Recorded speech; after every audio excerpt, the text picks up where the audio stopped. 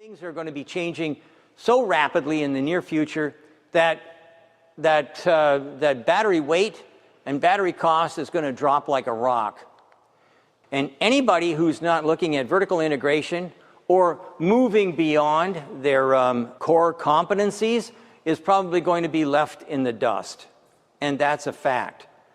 So we are also looking at things that Tesla is saying about what they want to do for their friends or maybe their enemies down the road. And Tesla has said it's open to licensing software and supplying powertrains and batteries. This is a fabulous way to subjugate your enemies. If they have to buy your motors and your batteries and your software, how can they possibly make any profit? But if you think about Sun Tzu, this is a way to get rid of enemies' ability to manufacture anything on their own. There's no way that you can compete if you're buying it from somebody else. You have no way to innovate. So, what about ICE? Okay, so at the end of the day, popular opinion is going against ICE. Inversely, the cost of an ICE is increasingly mostly due to government regulations, mandates, and public scrutiny. The public just wants to get rid of them. The worst could be the de-escalation of economies of scale that have to do with ICE production. Engine transmission plants require lots of workers for assembly. They're not cost-effective in a one-shift world. And the price of gasoline is going up and will continue to increase because of the diminishing demand. When there's less and less people buying gasoline, the price of gasoline is going to go up. And then on top of that, the price is also going to have to increase because most road taxes come from the price of gasoline. And you need gasoline in order to make those taxes fill the gap. So what's going to wind up happening, I believe, is that gasoline prices are going to go to the moon, and somehow governments will have to figure out a new way of taxing people so they can fix the roads. So the OEMs the bigger OEMs have already been working to bring their own EV products to market. So they're trying to compete, but is it too little too late? So let's have a look at the first EV I ever worked on, which was for GM, the EV1. They hired Monroe in the early 1990s. I think it was 1990. And when we analyzed that thing and helped them hit their targets, we got every target except for one, the range. And the reason for that was the lead-acid batteries that they chose to use. But without lithium-ion batteries, it was doomed from the get-go. The other big OEMs, the ones in Europe, we've done comparisons with them. And as you can see, Tesla winds up with all the green boxes. When it comes to engine power, when it comes to acceleration and range, top speed and towing capacity, Tesla Model Y takes it all. Let's have a look at worldwide. So now we're looking at the Audi, the BMW, the Jag, the Kia, the Nissan, the Tesla, and we're looking at the averages. And again, you can see that Audi wins in the two areas that they're the best at.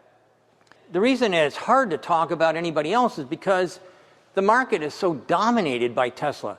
I don't know what everyone else is doing, but to me, this would be the company to benchmark. So let's have a look at how big that disparity is. So now we're looking at China sales, and this is year-to-date, June of 2020, and we're looking at BYD, GAC, SAIC, and then the BMW. That's staggering, the difference.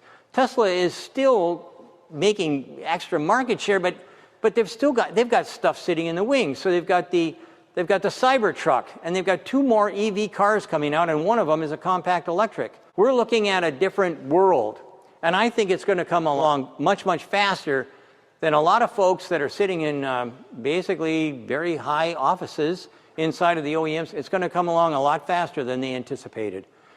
The COVID financial woes has really, really changed the way people are thinking about product. So we're looking at conclusions now, and we're saying EVs are here to stay and they're growing, but you better be ready with a very, very fat wallet because there's lots of investment costs. If you want to get into today's market, you better have deep pockets. And quite frankly, again, I look at all of the OEMs that are out there. I'm very nervous that they've spent too much time thinking that somehow their supply community will take care of them. They've been spending too much time thinking about how do I maintain my ICE assets. Sometimes people need to think of it in a different way. If you're on board a ship, you have an anchor. And if you get into a storm, you can toss that anchor overboard. The anchor will hold you in place. However, if the ship starts to sink, you probably don't want to hang on to the anchor. So what we have to do is we have to look at what are the anchors associated with our industry or our products or our company. We're going to have to find out what it is that we want to keep and what it is that we just have to abandon. And I think that this is going to be the biggest challenge that all OEMs around the world are going to have to look at. They're going to have to look at what do we do with all these engine plants? What do we do with all of the technology and whatnot that we've got invested in the ICE world? What are we going to do with our sales teams and our dealerships and whatnot? How are we going to make these things happen if we're going to have to compete against somebody like Tesla?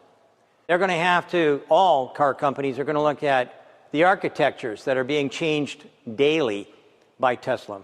Investments, how are we going to make those investments?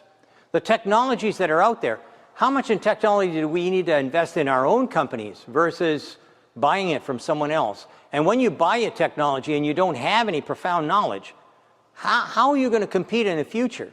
And then the raw materials that we're going to need. And the last one, of course, is infrastructure. It's not the big that eat the small.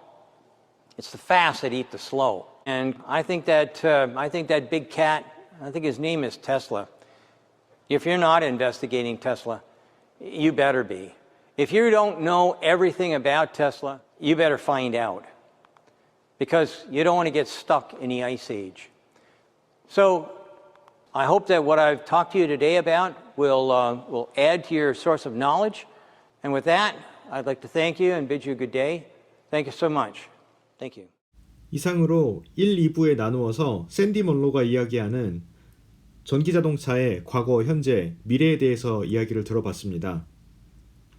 유튜브에 16분 이상 영상이 올라갈 수 없다고 메시지가 떠서 어쩔 수 없이 1부, 2부로 나눠서 영상을 올렸는데요. 저는 유튜브 볼 때 20분 넘는 영상도 많이 본 것 같은데 그런 영상들은 어떻게 올린 건지 궁금하기도 합니다.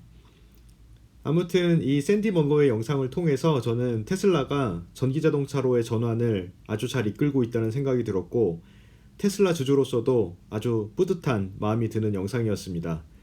주말의 한가운데 있습니다. 남은 주말 마무리 잘 하시고 저는 다음 영상으로 또 찾아뵙도록 하겠습니다. 감사합니다.